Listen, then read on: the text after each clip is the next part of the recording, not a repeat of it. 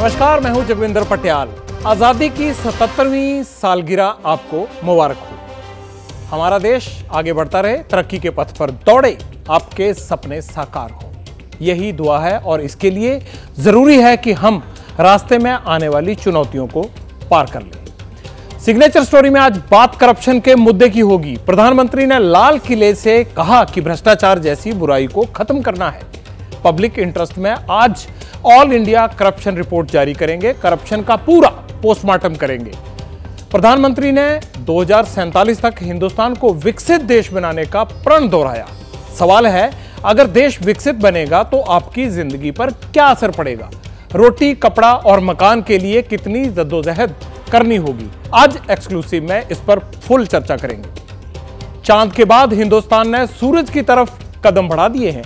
हमारी धरती को रोशन करने वाले आग के इस गोले में कितने राज छिपे हैं? पॉजिटिव स्टोरी में आज इसकी बात करेंगे।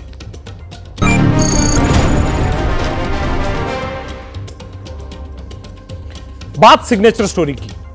लाल किले की प्राचीर से आज प्रधानमंत्री नरेंद्र मोदी ने भाषण में भ्रष्टाचार की समस्या और उससे निपटने पर जोर दिया। आपने भी सुना होगा, जैसे तैसे भारत की आर्थिक स्थिति मजबूत करनी है, मजबूत होगी, वैसे वैसे करप्शन बढ़ा है।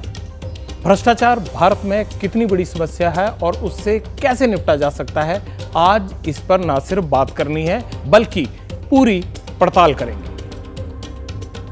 हमारे देश की सारी समस्याओं की जड़ में भ्रष्टाचार ने दिमक की तरह देश की सारी व्यवस्थाओं को, देश के सामर्थ्य को पूरी तरह नोच लिया। इस परिवारवाद ने देश को जिस प्रकार से जकड़ के रखा है, उसने देश के लोगों का हक छीना है। और तीसरी बुराई तुष्टीकरण की है। ये तुष्टीकरण में भी देश के मूलभूत चिंतन को, देश के सर्व समावेशक हमारे राष्ट्रीय चरित्र को दाग लगा दिए। हमें इन तीन बुराइयों के खिलाफ पूरे सामर्थ्य के साथ लड़ना है। आम आदमी हो या फिर प्रधानमंत्री, करप्शन ऐसा इशू है जो आम से लेकर खास तक, ऊपर से लेकर नीचे तक सबको परेशान करता है, चिंता बढ़ाता है। सच ये भी है, करप्शन का मुद्दा हर बार एड्रेस होता भी आया है। हमें दुख से कहना होता है कि भ्रष्टाचार है, लेकिन अगर इसको एक हम भूत बना देंगे और ये कह के कि है इसलिए और हो सकता है, तो बहुत गलत बात हो।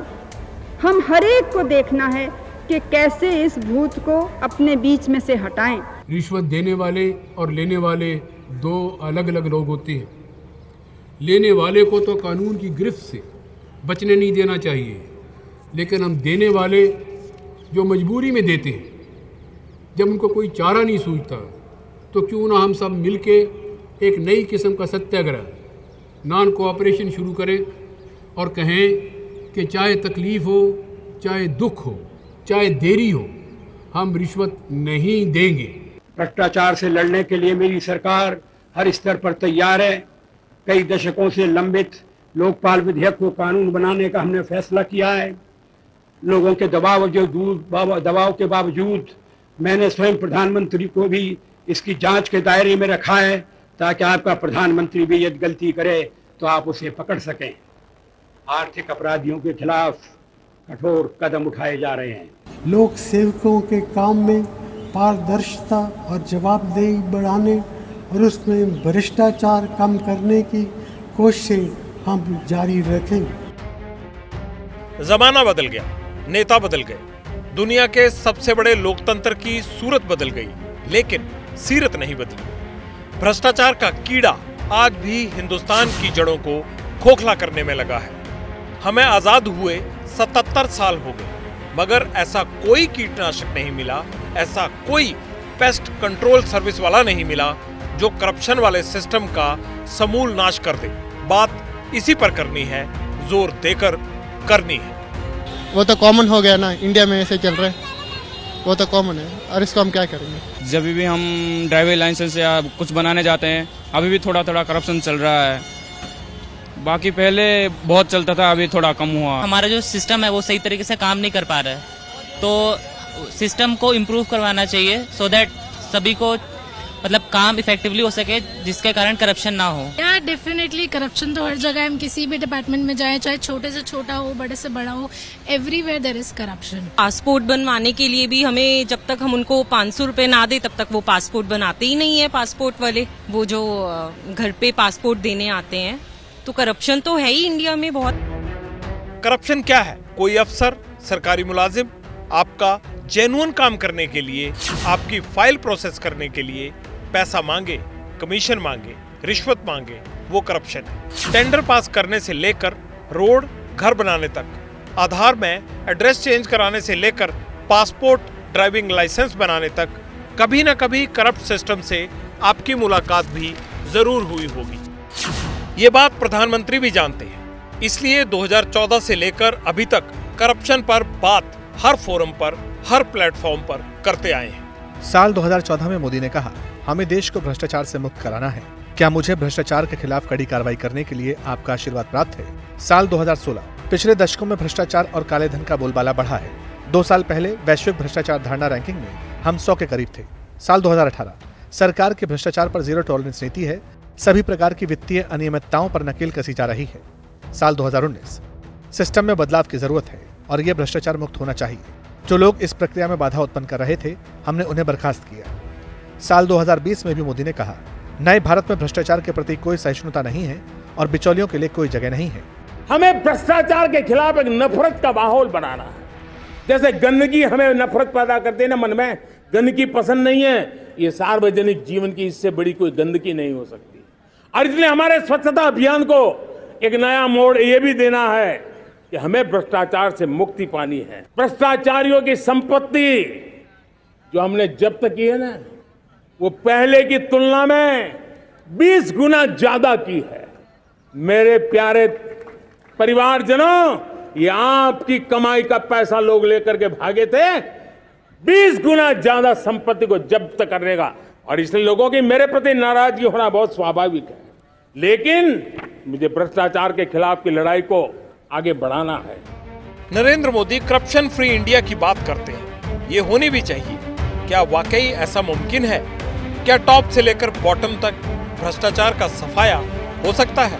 अगर संभव है तो कितना काम और होना चाहिए? सवाल मुश्किल है, लेकिन आपके हित में है, इसलिए ईमानदारी से जवाब तलाशने की कोशिश जरूर करेंगे। भारत से भ्रष्टाचार को क्लीन बोल्ड करना है तो यह समझना भी होगा कि हमारे देश में जनता से लेकर नेता तक और अफसरों से लेकर संस्थाओं तक भ्रष्टाचार का पैमाना क्या है। पब्लिक इंटरेस्ट में इसकी पड़ताल बनती है। सबसे पहले तो यह जानिए कि कितने नेता और अफसरों के दामन पर भ्रष्टाचार के दाग हैं और इसकी कैसे आपकी कमाई पर ये लोग डाका डालते हैं। पिछले 5 साल में 2018 से लेकर 2023 तक सीबीआई ने 135 अधिकारियों के खिलाफ केस दर्ज किए। इसमें से 57 मामलों में चार्जशीट दाखिल हुई, यानी 135 में से 57 पर। 2018 से 2022 तक सीवीसी यानी सेंट्रल विजिलेंस कमीशन के जो कार्रवाई के अफसरों का आंकड़ा था, उसमें 12,756 मामले दर्ज हुए। 719 भ्रष्ट अधिकारियों के खिलाफ सीबीसी ने कार्रवाई के आदेश दिए। सेंट्रल विजिलेंस कमीशन डिपार्टमेंटल कार्रवाई के आदेश देता है। यह बात तो सिर्फ हुई अफसरों की, अब नेताओं की सुन लीजिए। जिन्हें आप चुनते हैं उनमें से कितनों पर करप्शन के इल्जाम है, इसका खाता भी हमारे पास है।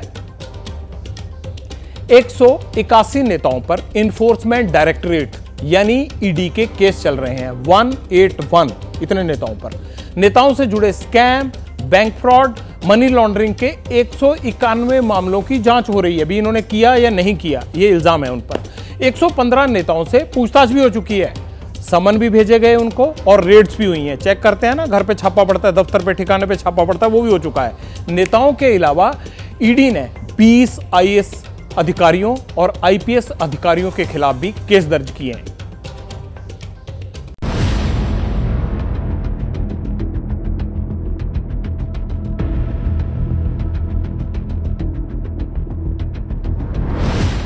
बातें कितनी भी कर लें, भ्रष्टाचार का भारत पर शिकंजा मजबूत है।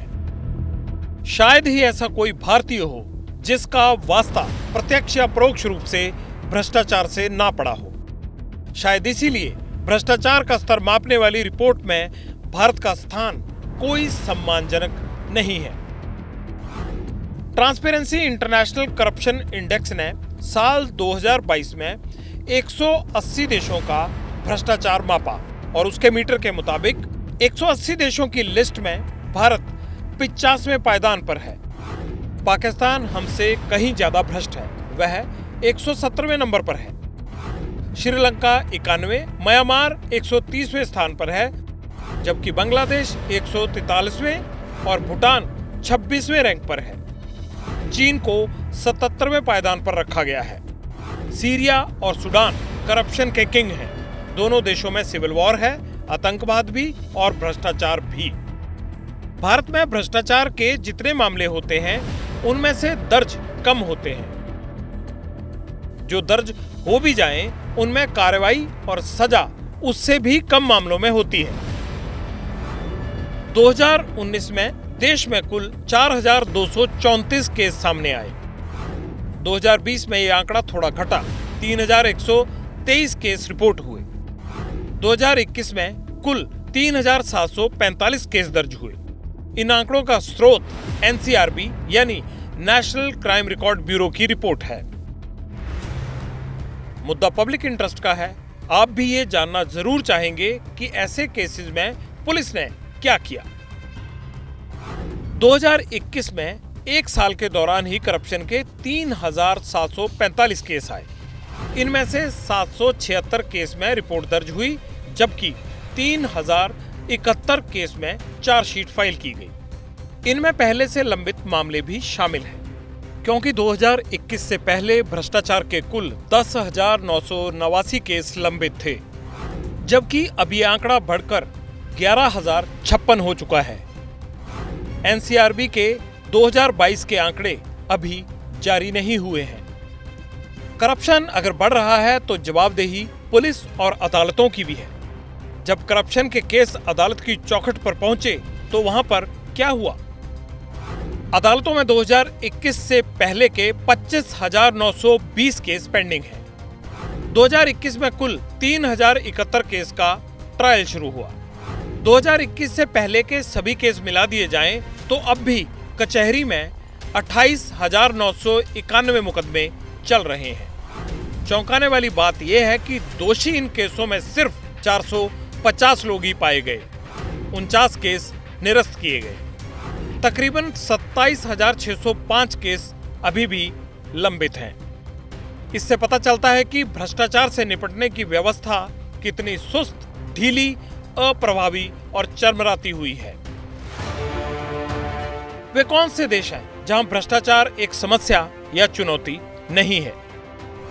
करप्शन पर डेनमार्क की जीरो टॉलरेंस पॉलिसी है। इसी वजह से वह सबसे कम भ्रष्ट मुल्कों की टैली में टॉप पर है। इसी लिस्ट में फिनलैंड और न्यूजीलैंड दूसरे पायदान पर हैं। तीसरा नंबर नॉर्वे का है और चौथे पर सिंगापुर है। 5वें पायदान पर स्वीडन और 6ठे पर स्विट्जरलैंड है। 7वें पर नीदरलैंड, 8वें पर जर्मनी और 9वें पर आइसलैंड है। इन देशों में भ्रष्टाचार इसलिए कम है क्योंकि लोगों को नियम और कानून तोड़ने की जरूरत ही नहीं पड़ती, ऊपर से सख्ती से निपटा जाता है। अगर कोई ऐसा मामला सामने आए तो भारत ऐसा क्या करे कि वह भ्रष्टाचार के इस इंडेक्स में साफ सुथरे देशों की फेहरिस्त में आ सके? आप क्या सोचते हैं?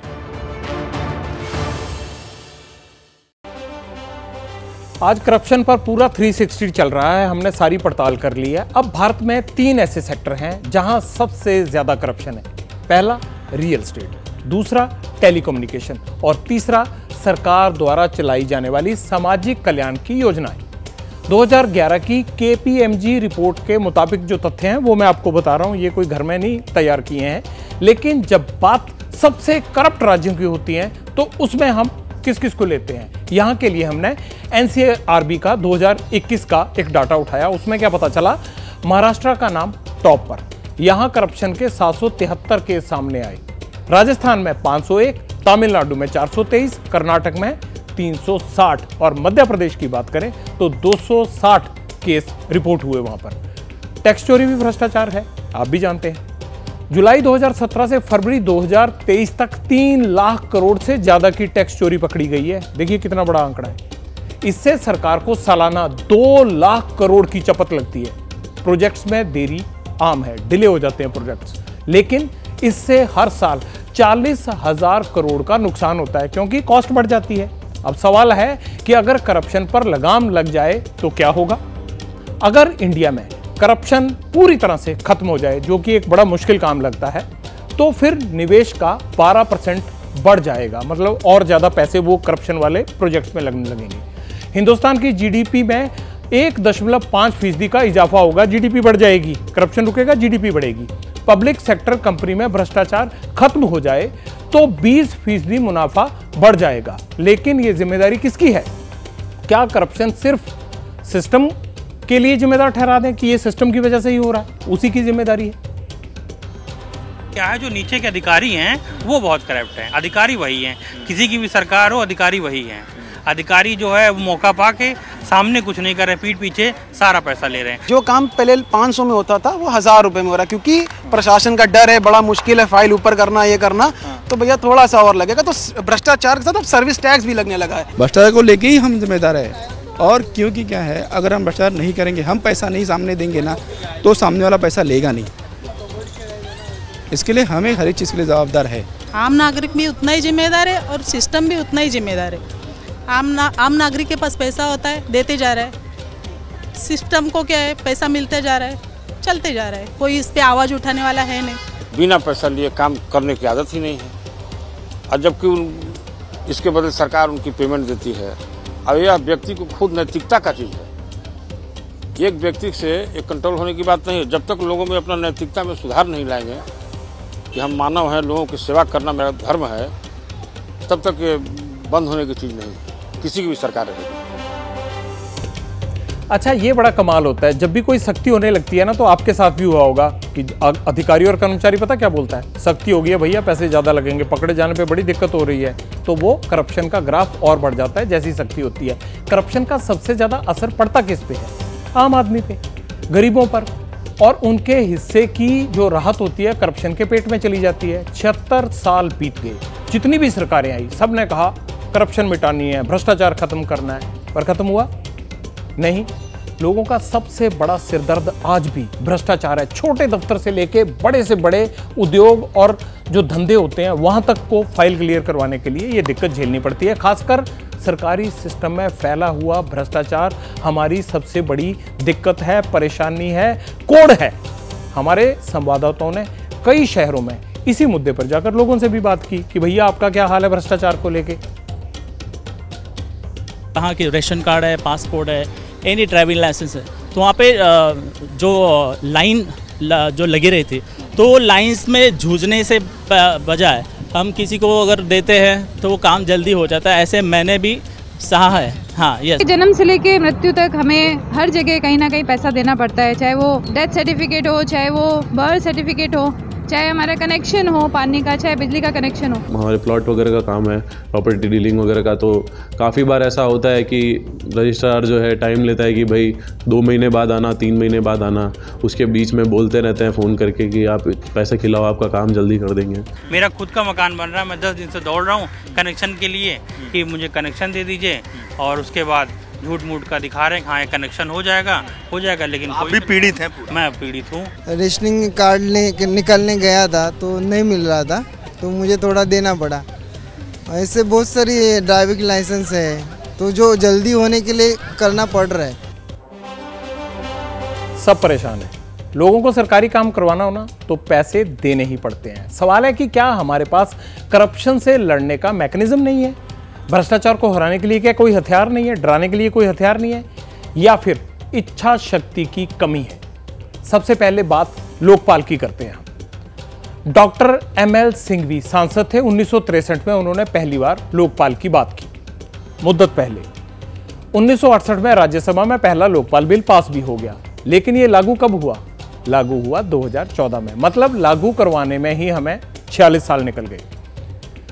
इसके बाद पहला लोकपाल नियुक्त कब हुआ? सरकार नियुक्त करने लगी और नियुक्त करते करते 2019 आ गया, यानी 5 साल फिर निकल गए, 14 से 19 आ गया लोकपाल की नियुक्ति करते करते। अब सेंट्रल विजिलेंस कमीशन यानी सीवीसी को देख लेते हैं। यह करप्शन कंट्रोल के लिए देश की सबसे बड़ी संस्था है जो अधिकारियों को भी टांग देते हैं।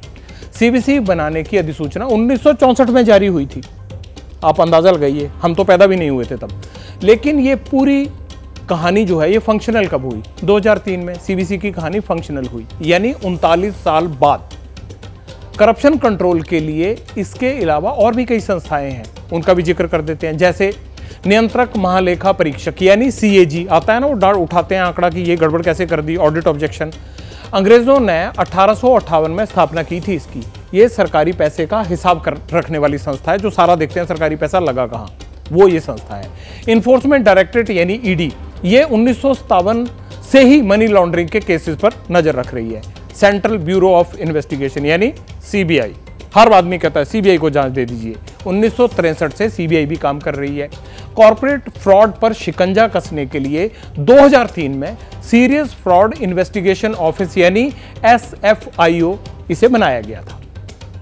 ऐसा नहीं है कि करप्शन रोकने के लिए संस्थाएं सिर्फ केंद्र के पास हैं, राज्य भी ताकतवर हैं। लोकायुक्त, स्टेट विजिलेंस कमीशन और एंटी करप्शन ब्यूरो, ये सब राज्यों के पास भी रहती हैं। ये संस्थाएं राज्य सरकारों के साथ काम करती हैं। इसके अलावा भ्रष्टाचार निरोधक कानून भी है, जिसमें घूस लेने और देने वाले दोनों के लिए सजा का प्रावधान है। लेकिन भ्रष्टाचार नहीं मिटा, इसकी वजह सरकारी दफ्तरों में क्या भीड़ है और सिस्टम को लगी घूस की लत है कि हम भी सोचते हैं भीड़ में नहीं लगना, दे पैसे और काम करा। लोग पैसा ना दें तो काम नहीं होता, और कामकाजी लोगों के पास दफ्तर के चक्कर काटने के लिए समय नहीं होता, तो कहते दो यार और पीछा छोड़ाओ, काम करवाओ इनसे। हर आदमी यही सोचता है। मैं जॉब कर रही हूँ, मुझे 8 घंटा जॉब करना है, लेकिन मेरा एक काम है जो नहीं हो पा रहा है, तो मैं वो छुट्टी करके लाइन में लग के पूरा दिन नहीं दे सकती हूँ, तो मैं किसी एजेंट को हायर करती हूँ।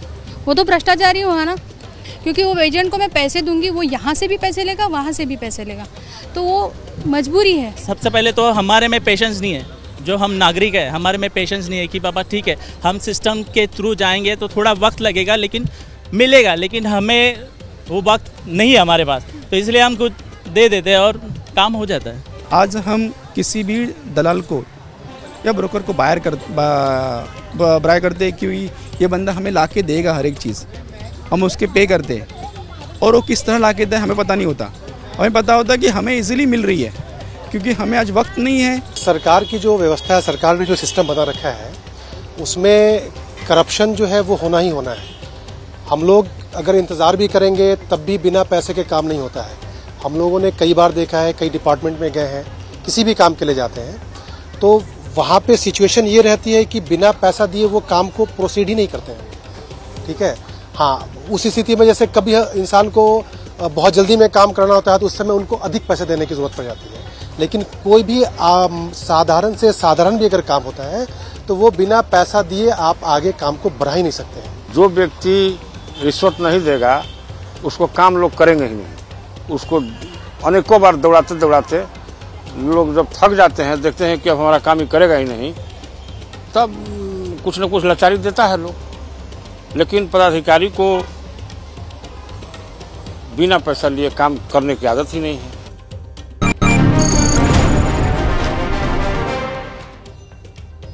प्रधानमंत्री ने आज 90 मिनट की स्पीच दी, अपने कामकाज का रिपोर्ट कार्ड भी पेश किया, जनता के सामने 3 गारंटी भी रखी।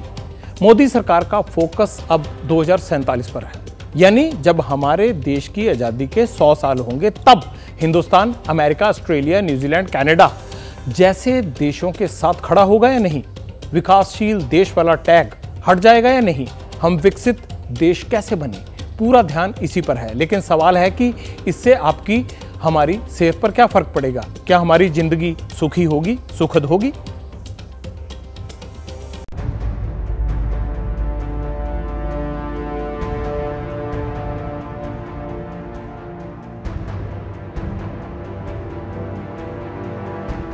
अगर 2047 में हमें हमारे देश को विकसित भारत के रूप में देखना है तो हमें श्रेष्ठ भारत के मंत्र को जीना होगा, हमें चरितार्थ करना होगा।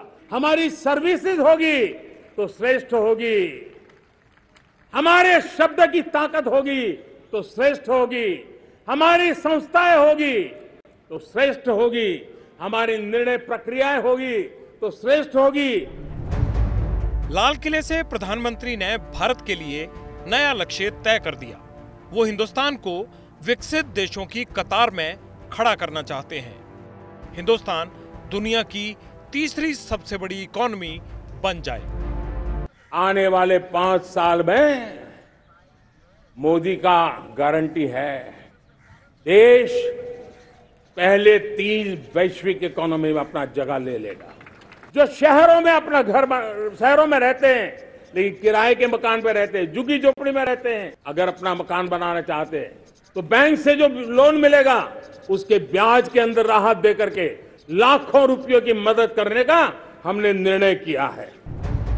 विकास निरंतर चलने वाली प्रक्रिया है, लेकिन सवाल ये है कि अगर देश तीसरी बड़ी इकोनॉमी बन गया, 2047 तक आर्थिक महाशक्ति में तब्दील हुआ, तो इससे आम आदमी को क्या फायदा होगा भी या नहीं?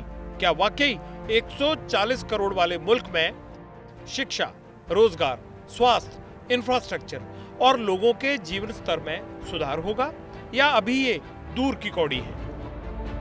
हम जो कहा जा रहा है कि अगले 5 साल में हम तीसरी बड़ी अर्थव्यवस्था बढ़ जाएंगे, वो आज की रफ्तार में नहीं हो सकता है। और ख़ासकर जो अगर आप अनऑफिशियली जो अनऑर्गेनाइज सेक्टर में गिरावट है उसको अगर जोड़ लें तो बिल्कुल ही संभव नहीं है।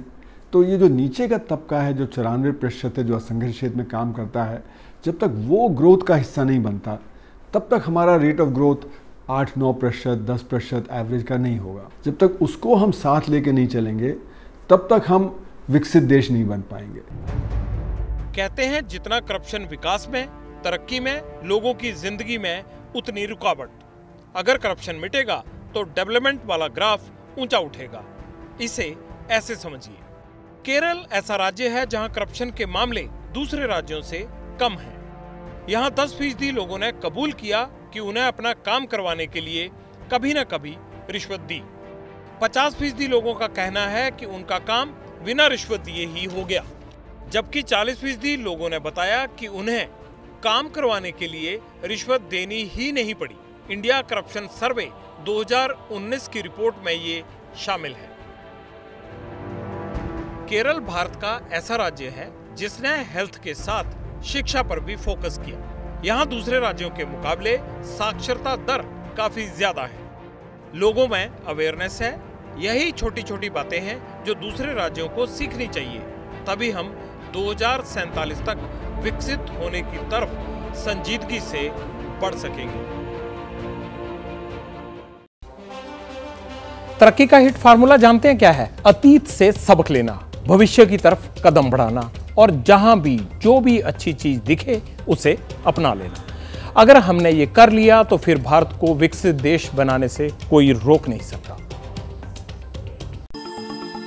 आज के भाषण में प्रधानमंत्री ने अपने विजन 2047 का जिक्र किया। उसमें जो लिखा है उसे साकार करने के लिए हमने दुनिया के उन देशों की तरफ देखने का प्रयास किया जहां शिक्षा, स्वास्थ्य, रोजगार, आजीविका जैसे सवालों को लेकर अच्छी मिसालें कायम की गई हैं। यूरोप के कई देश आज उस विजन को जी रहे हैं। दुनिया के अमूमन हर सर्वे में फिनलैंड को ही सबसे खुशहाल देश बताया जाता है। यहाँ का एजुकेशन सिस्टम बेहतरीन माना जाता है। यहाँ 18 साल की उम्र तक के हर स्टूडेंट के लिए एजुकेशन कंपलसरी भी है और फ्री भी। फिनलैंड की साक्षरता दर 100% है। यहाँ के स्टूडेंट सबसे अच्छे रीडर माने जाते हैं और इसलिए फिनलैंड में टीचर होना सबसे सम्मानजनक पेशा माना जाता है। यहाँ 7 साल के बच्चे स्कूल जाना शुरू करते हैं, प्री स्कूल होते हैं, लेकिन वहाँ पढ़ाई नहीं होती। फिनलैंड की तरह यूरोप के कई देश एकदम अलग एजुकेशन पॉलिसी फॉलो करते हैं। कई देशों में 10वीं से पहले रैंकिंग सिस्टम नहीं है। किसी स्टूडेंट को फेल नहीं किया जाता। पढ़ाई का मकसद सिर्फ रोजगार देना नहीं, बल्कि पर्सनैलिटी डेवलपमेंट और साइंटिफिक सोच पर भी ध्यान दिया जाता है। टीचर और स्टूडेंट के बीच रेशो ऐसा होता है कि हर बच्चे को टीचर पर्याप्त समय दे सके। क्लासरूम बड़ा होता है, लेकिन बच्चों की तादाद कम होती है। एक क्लास में करीब 20 बच्चे होते हैं। स्कूल का टाइम भी कम होता है। एक दिन में लंच ब्रेक के साथ 4 घंटे की स्कूल टाइमिंग रहती है। अच्छा और सेहतमंद लंच स्कूल की जिम्मेदारी होती है। अब इस तथ्य से हिंदुस्तान के स्कूलों को मैच करिए, आपको जवाब मिल जाएगा। यानी कि कोठारी कमीशन ने 1968 में कहा था कि हमको कम से कम 6% जीडीपी का पब्लिक एजुकेशन पे खर्च करना चाहिए। आज तक हमने कभी 4% से ज़्यादा नहीं खर्च किया। तो हमारी शिक्षा पद्धति बहुत ही पिछड़ गई है। शिक्षा पद्धति में कुछ बहुत अच्छे इंस्टीट्यूशंस हैं, लेकिन बाकी जो इंस्टीट्यूशंस हैं वहाँ पे कोई ख़ास काम नहीं हो रहा, कोई रिसर्च नहीं हो रही। तो जब तक हम उसमें रिसर्च में तेज नहीं होंगे तब तक हम आगे का चैलेंज नहीं फेस कर पाएंगे। अब बात करते हैं हेल्थ सिस्टम की। यहाँ हम अपने देश की तुलना अमेरिका से करते हैं। जानते हैं भारत की कुल जीडीपी $3 ट्रिलियन की है और हम अपने हेल्थ केयर सिस्टम पर जीडीपी का 4% ही खर्च करते हैं, जबकि सुपर पावर अमेरिका अकेले अपने हेल्थ केयर सिस्टम पर $4 ट्रिलियन खर्च करता है, जो कि उसकी जीडीपी का करीब 17% है। यूरोप अपनी जीडीपी का 10% हेल्थ केयर सिस्टम पर खर्च करता है। अमेरिका में 1000 लोगों पर 2.6 डॉक्टर हैं, जबकि भारत में 0.8 पर।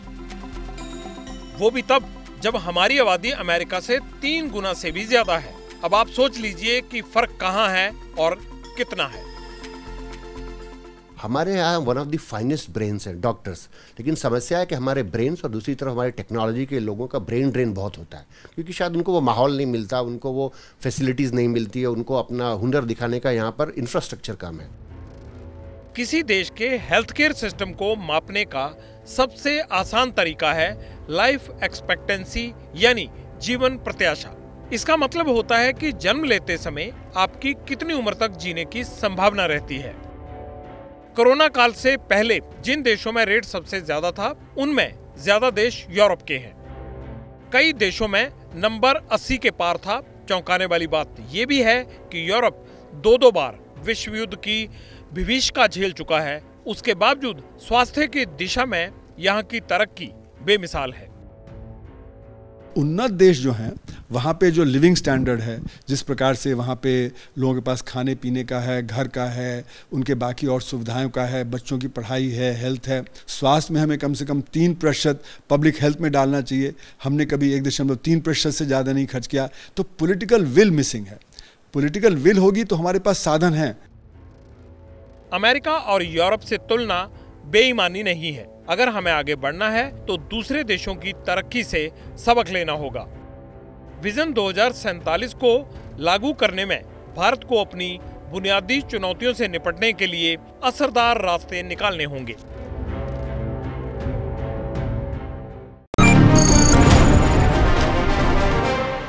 अब वक्त पॉजिटिव स्टोरी का है। सितंबर में देश के अंतरिक्ष वैज्ञानिक बहुत बड़े मिशन का आगाज करने वाले हैं। चांद पर फतेह की गुड न्यूज बहुत जल्द आने वाली है। 23 अगस्त याद है ना। और उसके बाद सूरज से भी एक गुड न्यूज आएगी। काम शुरू हो गया है। Here we have a majestic liftoff of LVM-3M4 rocket carrying India's prestigious Chandrayaan-3 spacecraft. ISRO का नया कमाल दिखने वाला है। मिशन मून के साथ भारत के वैज्ञानिकों के रडार पर अब सूर्य है। चांद के बाद अब बारी है सूर्य के रहस्य से पर्दा उठाने की। भारतीय अंतरिक्ष अनुसंधान संगठन यानी इसरो बहुत बड़ा मिशन शुरू करने जा रहा है। जल्द ही इसरो आदित्य L1 को मिशन सूर्य पर भेजेगा। सूर्ययान आदित्य L1 श्री हरिकोटा के सतीश धवन स्पेस सेंटर पहुंच चुका है। यहीं से इसकी लॉन्चिंग होगी। एक लैग्रेंजियन पॉइंट होता है जहां पर कोई भी वस्तु लंबे समय तक रह सकती है। तो L1 लैग्रेंजियन पॉइंट है सूर्य, पृथ्वी और चंद्रमा के बीच में। तो वहां पर ये स्थापित किया जाएगा और वहां से वो बहुत लंबे समय तक सूर्य का अध्ययन करेगा। सूर्ययान को सूर्य और धरती सिस्टम के लैग्रेंज पॉइंट 1 यानी L1 के चारों तरफ एक हेलो ऑर्बिट में रखा जाएगा। आसान शब्दों में ऐसे समझिए कि सूर्ययान को पृथ्वी से करीब 15 लाख किलोमीटर दूर एक कक्षा में स्थापित किया जाएगा और वहीं से सूर्य की स्टडी होगी।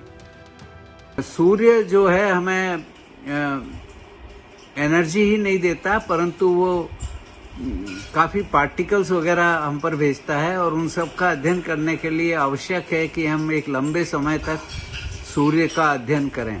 आदित्य मिशन की काफी समय से तैयारी चल रही है और ये शीघ्र ही लॉन्च होने वाला है। सूर्ययान का टारगेट है सूर्य के सबसे भारी भाग को समझना, उसका अध्ययन करना। अभी तक साइंटिस्ट सूर्य के कोरोना पार्ट की स्टडी सिर्फ सूर्य ग्रहण के वक्त ही कर पाते हैं। अब आपके कमेंट्स का समय है। पब्लिक इंटरेस्ट में आप मुझे जो कमेंट्स भेजते हैं, स्टोरी सिलेक्शन को लेकर आपकी क्या पसंद है, एक नज़र उस पर डाल लेते हैं। आपने क्या क्या हमारी स्टोरीज पे कमेंट किया। अंजू जुनेजा जी कहती हैं, sir like your public interest very much, the way you are covered global climate issue, then it to the Thane local issue and finished it with the entertainment pinch was a good shift from the dedicated whole show time to single issue. Thank you Anju ji. Anjana ji क्या कह रही हैं यहाँ पे, हकीकत में नुमाइश करता जानदार पटियाल जी, आप जैसे सच्चे मीडिया कर्मी अगर सब हो जाएं तो अपना प्यारा हिंदुस्तान एक बार फिर से सोने की चिड़िया बन जाएगा। आई सैल्यूट टू यू मेरे प्यारे पाजी जगविंदर। सैल्यूट टू आपको भी जी। जगविंदर पटियाल सर जी, आप हर एक खबरों का पूरी तन्मयता के साथ विश्लेषण करके उसको दिखाते हैं। आपकी खबरों का अंदाज भी कुछ अलग है। इसके लिए मैं आपका और एबीपी न्यूज़ की पूरी टीम का आभार व्यक्त करता हूं। हम भी आपका आभार व्यक्त करते हैं। चलिए जी, सुमित पाल जी आ गया। बेमिसाल पत्रकारिता की मिसाल बनते जा रहे हैं जगविंदर पटियाल साहब। साहब मत लगाइए सर। बेईमानी के ज़माने में ईमानदारी का एक सच्चा परिचय। बहुत बहुत शुक्रिया आपका। आप इसी तरह से प्यार बरकरार रखिएगा। मैं आपके मुद्दे आपके शो में उठाता रहूंगा और ये मेरा आपसे वादा भी था। आज पब्लिक इंटरेस्ट में इतना ही। अब आपसे जाने का टाइम हो गया है। खबरें कैसी लगी फीडबैक जरूर देना है। वक्त ब्रेक का है, लेकिन एबीपी न्यूज़ के यूट्यूब प्लेटफॉर्म पर खबरों का सिलसिला जारी है। मैं फिर कल 9 बजे आपके मुद्दों के साथ आपके शो में हाजिर होऊंगा। तब तक के लिए नमस्कार।